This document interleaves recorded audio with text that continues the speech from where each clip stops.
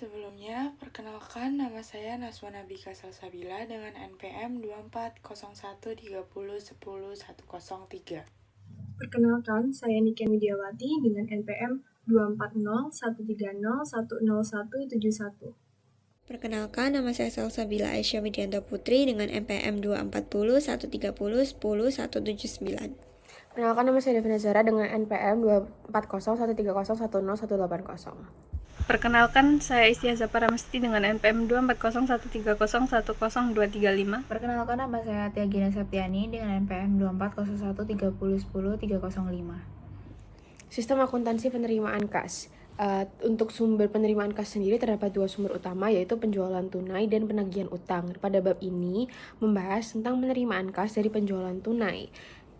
Sistem penerimaan kas dari penjualan tunai. Penjualan tunai mengharuskan pembeli membayar sebelum barang diserahkan.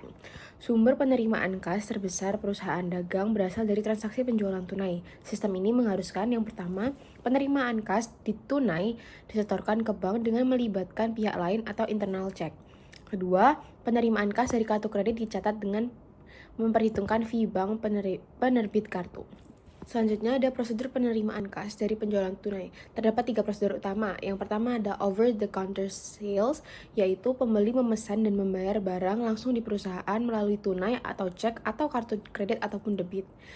Kemudian proses melibatkan bagian penjualan, kasir, pengiriman, dan akuntansi. Jika pembayaran dengan cek atau kartu kredit, ada proses clearing dan fee bank. Yang kedua, cash on delivery sales atau COD sales, yaitu transaksi melibatkan kantor pos atau perusahaan angkutan umum sebagai perantara penyerahan dan penerimaan kas.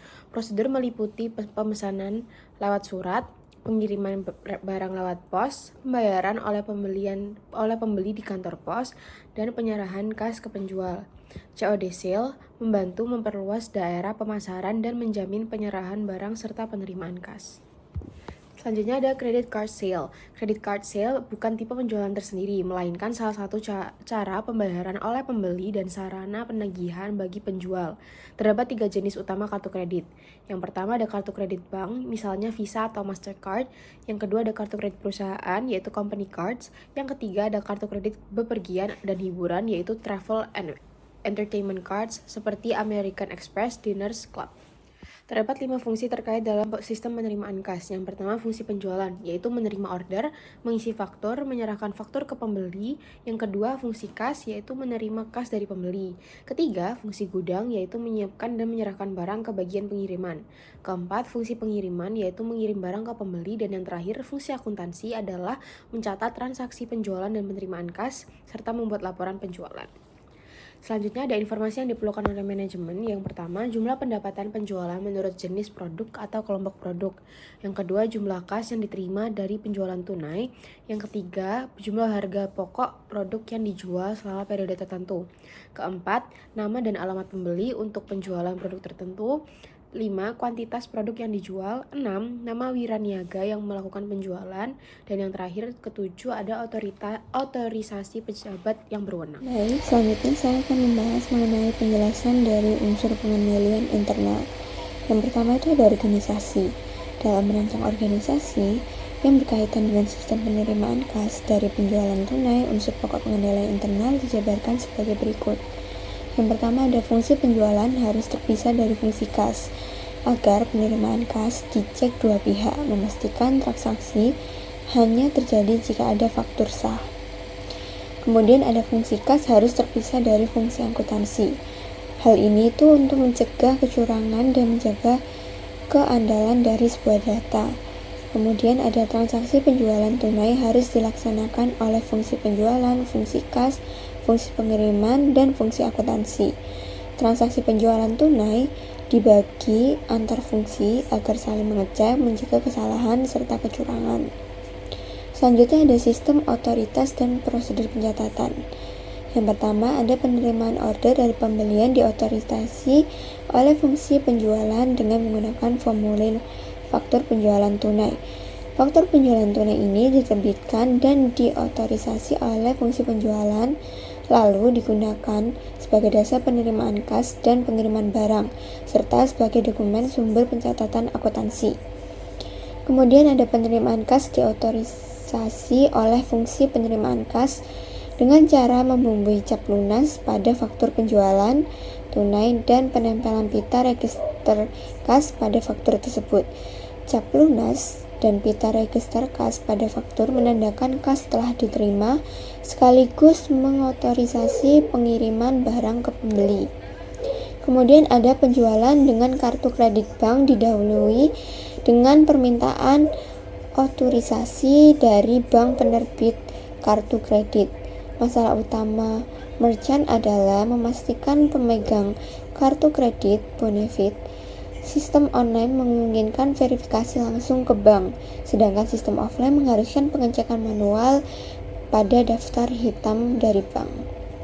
Kemudian ada penyerahan barang diotorisasi oleh fungsi pengiriman dengan cara membubuhkan cap sudah diserahkan pada faktur penjualan tunai. Cap sudah diserahkan jadi bukti sah bahwa barang telah diterima pembeli dan menjadi dasar pencatatan transaksi penjualan oleh fungsi akuntansi. Kemudian ada pencatatan ke dalam catatan akuntansi harus didasarkan atas dokumen sumber yang dilampiri dengan dokumen pendukung yang lengkap. Catatan akuntansi harus berdasarkan dokumen sah yang didukung dokumen lengkap dan terotorisasi seperti faktur penjualan tunai dan pita register kas.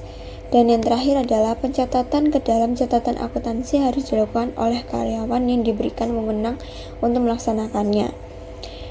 Hal tersebut juga harus dibumbui dengan tanda tangan dan tanggal pada dokumen sumber untuk memastikan semua perubahan dipertanggungjawabkan dan diotorisasikan dengan jelas.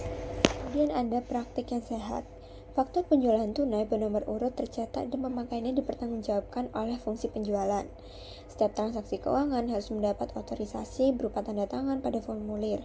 Pengawasan transaksi dilakukan dengan mengawasi penggunaan formulir bernomor urut tercetak. Nomor urut ini harus dipertanggungjawabkan oleh pihak yang berwenang. Contohnya, dalam penjualan tunai, faktur penjualan harus bernomor urut dan penggunaannya diawasi oleh fungsi penjualan agar transaksi tercatat dan terkontrol dengan baik.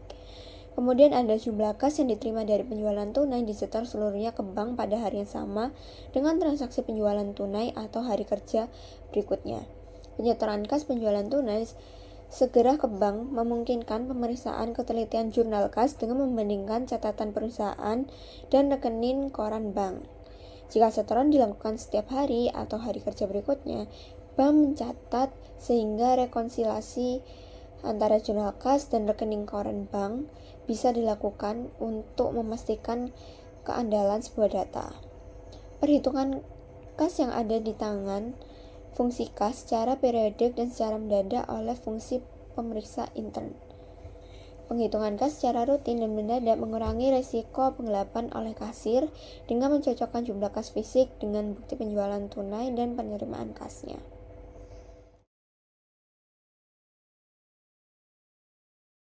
Kemudian saya akan menjelaskan mengenai bagan alir dokumen berbagai sistem penerimaan kas. Yang pertama adalah bagan alir over the counter sale.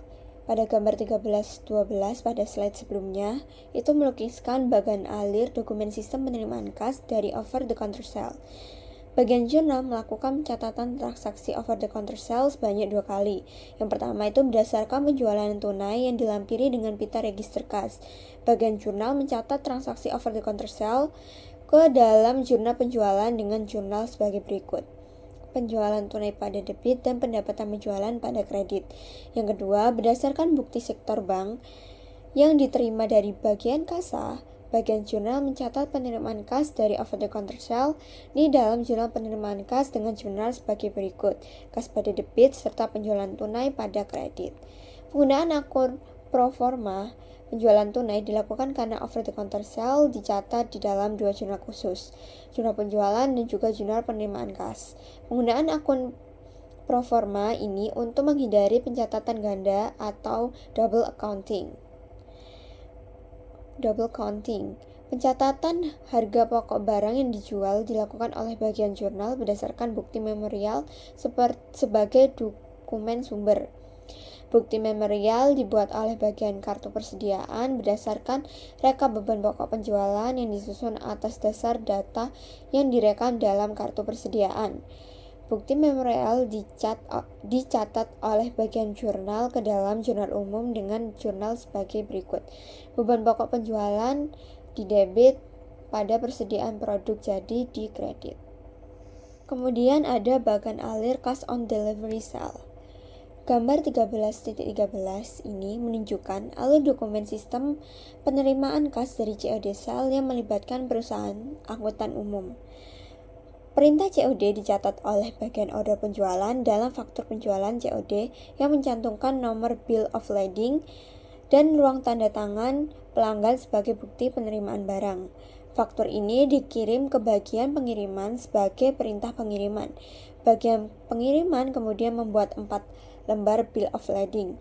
2 lembar diberikan ke perusahaan angkutan umum untuk mendapatkan tanda tangan pelanggan. Kemudian 1 lembar disimpan ke bagian order penjualan sebagai konfirmasi pengiriman dan 1 lembar disimpan sebagai arsip. Perusahaan angkutan umum menyerahkan barang ke pelanggan dan meminta pembayaran dengan cek serta tanda tangan pada faktur dan bill of lading.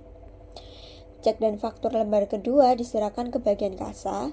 Jika cancel check dikembalikan melalui bank, bagian kasa tidak perlu membuat kwitansi, tapi jika kwitansi harus dibuat dan dikirimkan ke pelanggan, alur ini memastikan bukti pengiriman dan penerimaan kas tercatat dengan baik.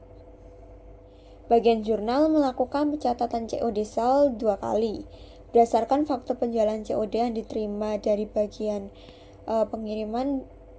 Bagian jurnal mencatat transaksi penjualan COD di dalam jurnal penjualan dengan jurnal sebagai berikut. Piutang penjualan COD pada debit dan pendapatan penjualan pada kredit. Yang kedua adalah setelah cek yang diterima dari pelanggan melalui perusahaan angkutan umum disetorkan ke bank, berdasarkan bukti setor bank yang dilampiri dengan faktur penjualan COD, bagian jurnal mencatat penerimaan kas dari pelanggan di dalam jurnal penerimaan kas dengan jurnal kas pada piutang COD. Contoh bagan alir dokumen sistem penerimaan kas dari COD Cell tidak melukiskan pencatatan beban pokok penjualan seperti dalam penerimaan kas dari over the counter cell pada gambar 13.12 dan sistem penerimaan kas dari kredit card cell pada gambar 13.14. Baik, selanjutnya saya akan menjelaskan sistem penerimaan kas dari penjualan kartu kredit. Sistem ini menjelaskan alur dokumen dari awal pemesanan sampai penerimaan kas oleh perusahaan. Proses dibagi ke dalam beberapa bagian, yaitu order penjualan, kasa, gudang, pengiriman, jurnal, dan kartu persediaan. Yang pertama, bagian order penjualan, yaitu proses dimulai saat pembeli melakukan pemesanan.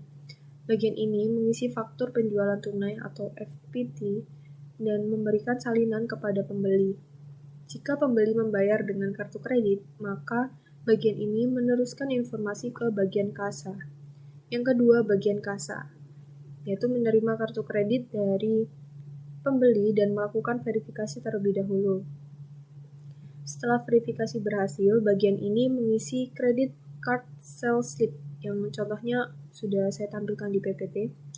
Kemudian pada data diproses melalui mesin register kas dan lembar credit card sales slip atau CCSS disiapkan untuk disetor ke bank.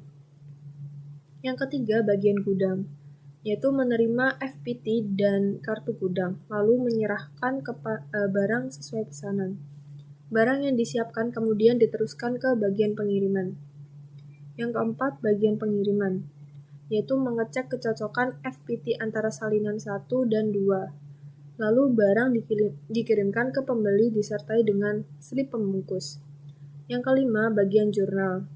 Berdasarkan dokumen seperti PRK atau pita register kas dan bukti setor bank. Nah, bagian jurnal ini membuat jurnal penjualan, jurnal penerimaan kas, dan jurnal umum. Bagian kartu persediaan. Melakukan pencatatan pada kartu persediaan.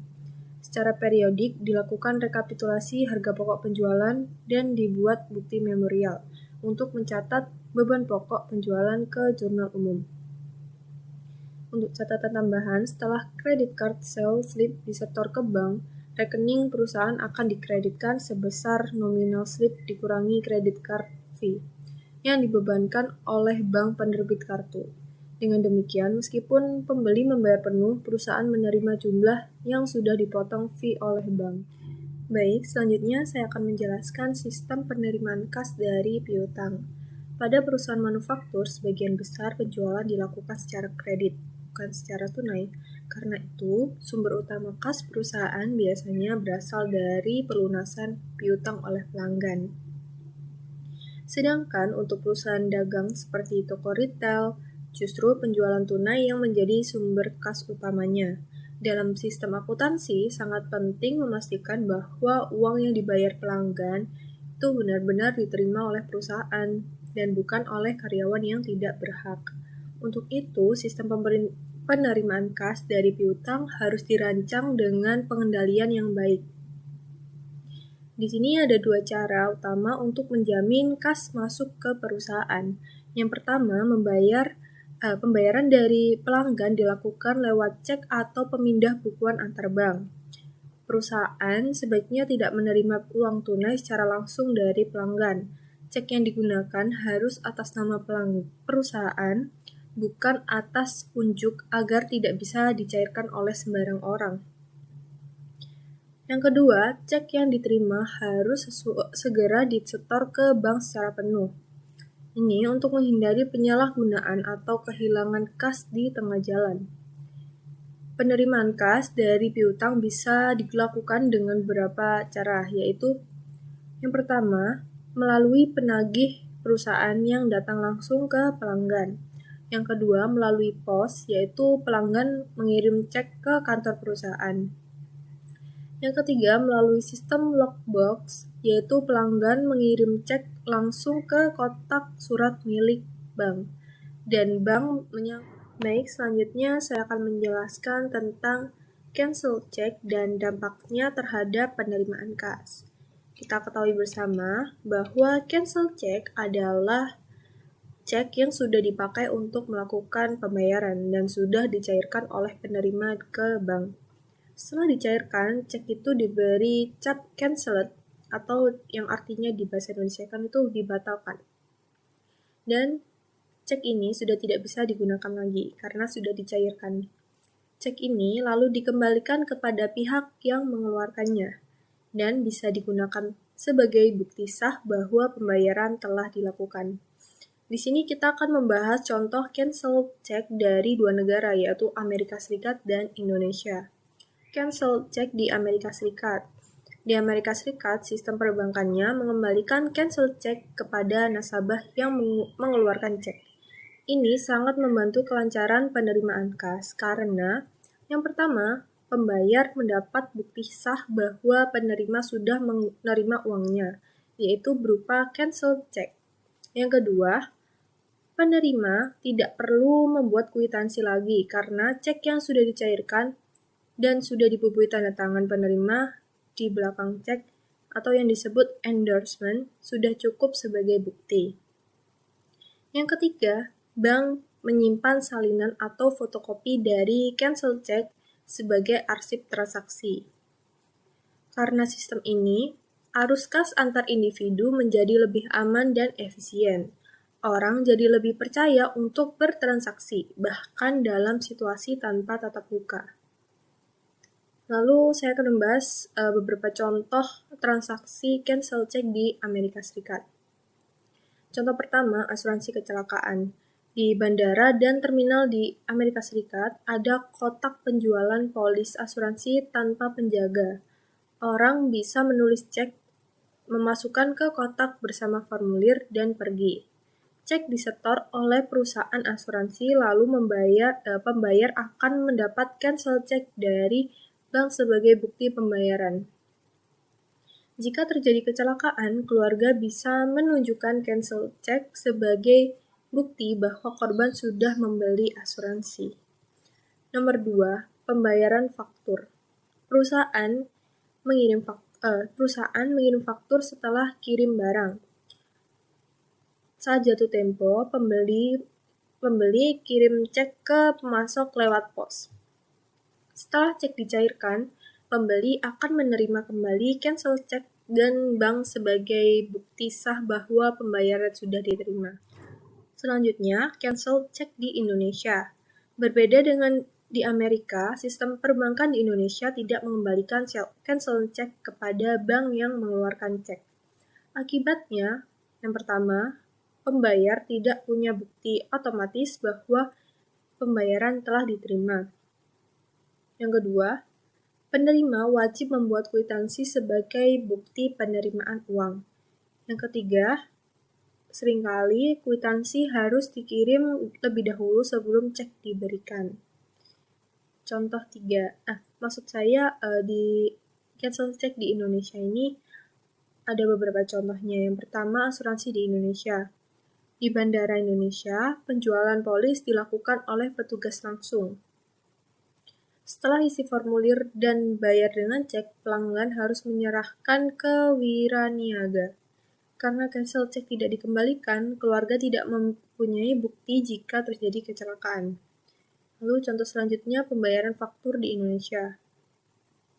Setelah mengirim faktur, pemasok harus mengirim kwitansi ke pembeli terlebih dahulu. Baru setelah itu pembeli mengirim cek. Karena tidak ada cancel cek, sebagai bukti, kwitansi tetap diperlukan sebagai tanda terima. Baik, selanjutnya di sini saya akan menjelaskan mengenai fungsi yang terkait dalam sistem penerimaan kas dari piutang. Yang pertama, fungsi sekretariat. Fungsi sekretariat bertanggung jawab dalam penerimaan cek dan surat pemberitahuan melalui pos dari para debitur perusahaan. Fungsi sekretariat berada di tangan bagian sekretariat. Lalu yang kedua, fungsi penagihan. Fungsi penagihan bertanggung jawab untuk melakukan penagihan kepada para debitur perusahaan berdasarkan daftar piutang yang ditagih yang dibuat oleh fungsi akuntansi. Lalu yang ketiga, fungsi kas. Fungsi kas bertanggung jawab menyetorkan kas yang diterima dari berbagai fungsi tersebut segera ke bank dalam jumlah yang penuh. Nah, fungsi kas berada di tangan bagian kasa. Lalu yang keempat, fungsi akuntansi. Bertanggung jawab dalam pencatatan penerimaan kas dari piutang ke dalam jurnal penerimaan kas dan berkurangnya piutang ke dalam kartu piutang. Fungsi akuntansi berada di tangan bagian jurnal dan bagian piutang. Lalu yang kelima, yang terakhir, fungsi pemeriksa intern. Bertanggung jawab dalam melakukan rekonsiliasi bank untuk mengecek ketelitian catatan kas yang diselenggarakan oleh fungsi akuntansi. Fungsi pemeriksa intern berada di tangan bagian pemeriksa intern. Baik, selanjutnya ada dokumen yang digunakan dalam sistem penerimaan kas dari piutang. Yang pertama ada surat pemberitahuan. Dokumen ini dibuat oleh debitur untuk memberitahukan pembayaran yang telah dilakukannya. Surat pemberitahuan biasanya berupa tembusan bukti kas keluar. Lalu yang kedua, daftar surat pemberitahuan. Merupakan rekapitulasi penerimaan kas yang dibuat oleh fungsi sekretariat atau fungsi penagihan. Lalu yang ketiga, bukti setor bank. Dokumen ini dibuat oleh fungsi kas sebagai bukti penyetoran kas yang diterima dari piutang ke bank. Bukti setor bank dibuat 3 lembar dan diserahkan oleh fungsi kas ke bank, bersamaan dengan penyetoran kas dari piutang ke bank. Lalu yang terakhir, kwitansi. Kwitansi sebagai tanda atau bukti penerimaan kas yang dibuat oleh perusahaan bagi para debitur yang telah melakukan pembayaran utang mereka. Baik, selanjutnya ada unsur pengendalian internal dalam sistem penerimaan kas dari piutang. Yang pertama ada organisasi, di mana fungsi akuntansi harus terpisah dari fungsi penagihan dan fungsi penerimaan kas. Lalu, fungsi penerimaan kas harus terpisah dari fungsi akuntansi. Lalu yang kedua ada sistem otorisasi dan prosedur pencatatan. Yang pertama, debitur diminta untuk melakukan pembayaran dalam bentuk cek atas nama atau dengan cara pemindah bukuan atau yang biasa disebut giro biliet. Lalu yang kedua, fungsi penagihan melakukan penagihan hanya atas dasar daftar piutang yang harus ditagih yang dibuat oleh fungsi akuntansi. Lalu yang ketiga, pengkreditan akun pembantu piutang oleh fungsi akuntansi bagian piutang harus didasarkan atas surat pemberitahuan yang berasal dari debitur. Lalu yang ketiga, ada praktik yang sehat. Di mana yang pertama ada hasil penghitungan kas direkam dalam berita acara perhitungan kas dan disetor penuh ke bank dengan segera. Lalu yang kedua, para penagih dan kasir harus diasuransikan. Lalu yang terakhir, kas dalam perjalanan baik yang ada di tangan bagian kasa maupun di tangan penagih perusahaan harus diasuransikan. Cash in safe dan cash in transit insurance. Baik, selanjutnya ada bagian alir dokumen sistem penerimaan kas dari piutang. Yang pertama ada sistem penerimaan kas dari piutang melalui penagih perusahaan. Nah, penerimaan kas dari piutang melalui penagih perusahaan dilaksanakan dengan prosedur berikut. Yang pertama, bagian piutang memberikan daftar piutang yang sudah saatnya ditagih kepada bagian penagihan. Lalu yang kedua, bagian penagihan mengirimkan penagih yang merupakan karyawan perusahaan untuk melakukan penagihan kepada debitur. Lalu yang ketiga, bagian penagihan menerima cek atas nama dan surat pemberitahuan dari debitur. Lalu yang keempat, bagian penagihan menyerahkan cek kepada bagian kasa. Lalu yang kelima, bagian penagihan menyerahkan surat pemberitahuan kepada bagian piutang untuk kepentingan penting ke dalam kartu piutang. Lalu yang keenam, bagian kasa mengirim kwitansi sebagai tanda penerimaan kas kepada debitur. Lalu yang ketujuh, bagian kasa menyetorkan cek ke bank setelah cek atas cek tersebut dilakukan endorsement oleh pejabat yang berwenang. Lalu yang ke-8 terakhir, bank perusahaan melakukan clearing atas cek tersebut ke bank debitur. Baik, selanjutnya ada sistem penerimaan kas dari piutang melalui pos. Nah, sistem penerimaan kas dari piutang melalui pos dilaksanakan dengan prosedur berikut. Yang pertama, bagian penagihan mengirim faktur penjualan kredit kepada debitur pada saat transaksi penjualan kredit terjadi. Lalu yang kedua, debitur mengirim cek atas nama yang dilampiri surat pemberitahuan melalui pos. Lalu yang ketiga, bagian sekretariat menerima cek atas nama dan surat pemberitahuan dari debitur. Lalu yang keempat, bagian sekretariat menyerahkan cek kepada bagian kasa. Lalu yang kelima, bagian sekretariat menyerahkan surat pemberitahuan kepada bagian piutang untuk kepentingan penting ke dalam kartu piutang. Lalu yang keenam, bagian kasa mengirim kwitansi kepada debitur sebagai tanda terima pembayaran dari debitur. Lalu yang ketujuh, bagian kasa menyetorkan cek ke bank setelah cek atas cek tersebut dilakukan endorsement oleh pejabat yang berwenang. Lalu yang terakhir, bank perusahaan melakukan clearing atas cek tersebut ke bank debitur. Lalu kemudian ada sistem penerimaan kas dari piutang melalui logbox collection plan. Jadi metode ini tuh digunakan untuk menagih piutang debitur yang kota atau wilayahnya itu jauh dari perusahaan. Jadi sistem penerimaan kas dengan menggunakan logbox collection ini tuh metode di mana perusahaan membuka PO Box di kota dekat debitur, membuka rekening giro di bank yang sama, dan memberikan wewenang kepada bank untuk membuka PO Box tersebut. Debitur diminta mengirimkan cek ke PO Box atau sebagai bukti pembayaran utangnya, dan bank mengurus proses pengumpulan cek, pembuatan daftar pemberitahuan, dan kredit ke rekening giro perusahaan.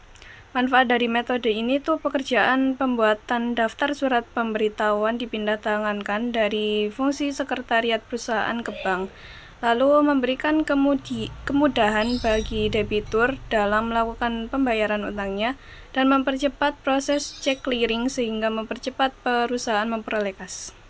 Lalu kemudian ada prosedur pelaksanaan penerimaan kas melalui logbox collection plan. Jadi yang pertama itu bagian penagihan mengirim faktur penjualan kredit kepada debitur pada saat transaksi penjualan kredit terjadi.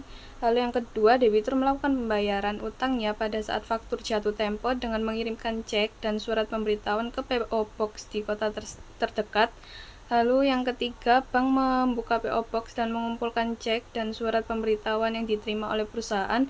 Yang keempat, bank membuat daftar surat pemberitahuan. Dokumen ini tuh dilampiri dengan surat pemberitahuan dikirimkan oleh bank ke bagian sekretariat.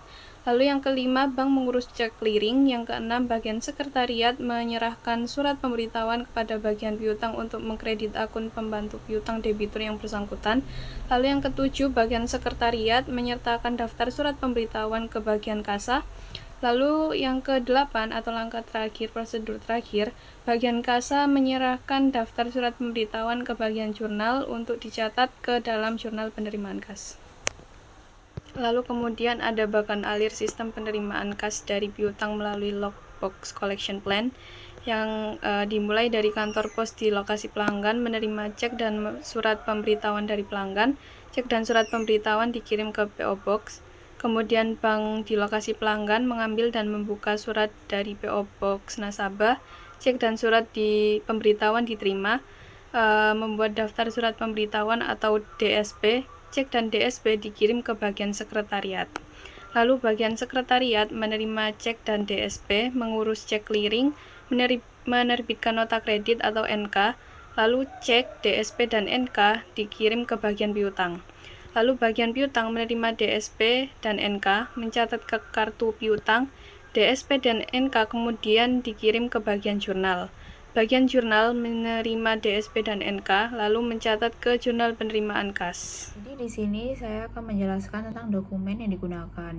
Dalam sistem penerimaan kas, dari penjualan tunai digunakan beberapa dokumen utama, yaitu yang pertama ada faktur penjualan tunai, yaitu digunakan untuk merekam informasi penjualan tunai menjadi sumber pencatatan transaksi penjualan dan sebagai dasar pengiriman barang ke pembeli. Yang kedua yaitu pita register kas, yaitu dihasilkan oleh mesin kas, berfungsi sebagai bukti penerimaan kas tunai di toko atau outlet. Yang ketiga yaitu ada credit sales slip, itu dicetak oleh bank penerbit kartu kredit sebagai bukti transaksi penjualan yang dibayar menggunakan kartu kredit. Lalu yang keempat ada bill of lading, bukti penyerahan barang dari penjualan ke perusahaan angkutan umum digunakan pada penjualan dengan pengiriman barang. Lalu yang kelima yaitu ada faktur penjualan COD, digunakan untuk mencatat penjualan dengan pembayaran tunai saat barang diterima atau cash on delivery. Yang keenam yaitu ada bukti setor bank, itu dibuat sebagai bukti penyetoran kas ke bank, biasanya dibuat 3 rangkap dan digunakan untuk pencatatan penerimaan kas di jurnal penerimaan kas. Lalu yang terakhir ada ketujuh rekap beban pokok penjualan, merangkum harga pokok produk yang dijual dalam periode tertentu sebagai dasar pembuatan bukti memorial. Lalu selanjutnya yaitu ada catatan akuntansi yang digunakan, itu ada 5. Yang pertama jurnal penjualan, itu mencatat dan meringkas data penjualan. Yang kedua ada jurnal penerimaan kas, itu mencatat penerimaan kas dari berbagai sumber termasuk penjualan tunai. Lalu yang ketiga ada jurnal umum, mencatat harga pokok produk yang dijual. Lalu yang keempat ada kartu persediaan, itu mencatat berkurangnya persediaan akibat penjualan. Lalu yang terakhir ada kartu gudang, mencatat kuantitas persediaan yang dikeluarkan dari gudang. Lalu yang terakhir selanjutnya yaitu ada jaringan prosedur sistem penerimaan kas dari penjualan tunai. Itu ada 7. Yang pertama prosedur order penjualan, itu menerima order dari pembeli dan membuat faktur penjualan tunai. Yang kedua ada prosedur penerimaan kas, menerima pembayaran dari pembelian dan memberikan tanda bukti pembayaran. Lalu yang ketiga ada prosedur penyerahan barang, itu menyerahkan barang kepada pembeli. Yang keempat ada prosedur pencatatan penjualan tunai, mencatat transaksi penjualan tunai dalam jurnal penjualan dan kartu persediaan. Lalu yang kelima ada prosedur penyetoran kas ke bank, menyetorkan kas hasil penjualan ke bank. Yang keenam ada prosedur pencatatan penerimaan kas, mencatat penerimaan kas dalam jurnal penerimaan kas. Yang ketujuh yaitu ada prosedur pencatatan beban pokok penjualan, mencatat harga pokok penjualan dalam jurnal umum dan kartu persediaan.